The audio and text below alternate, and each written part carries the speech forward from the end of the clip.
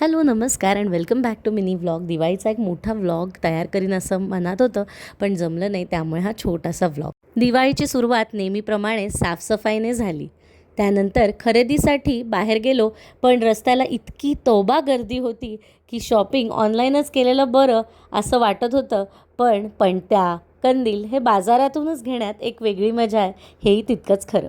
नंतर सुरुवात झाली ती फराळ बनवण्याला आणि इथे हा खवा मेल्ट होतोय तो खाज्याचे कानोले बनवण्यासाठी.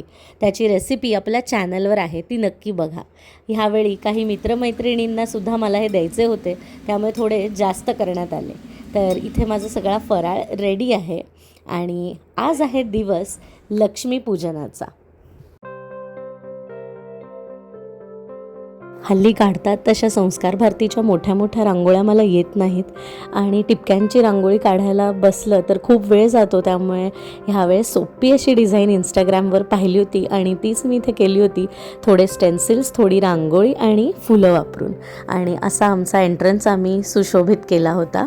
त्यानंतर घराच्या आतली सजावट पहा, तर ह्या थोड्या अशा आर्टिफिशियल फुलांच्या लडी सोडल्या होत्या. ओढण्यांनी सोफे डेकोरेट केलेले, सगळीकडे लाईट्स आम्ही ॲडिशनल लावलेले आणि इतर छोट्या छोट्या स्पेसेसवर परत आर्टिफिशियल फुलं, खरी फुलं, कॉर्क लाईट्स असं सगळं लावून आम्ही ती जागा सुशोभित केली होती.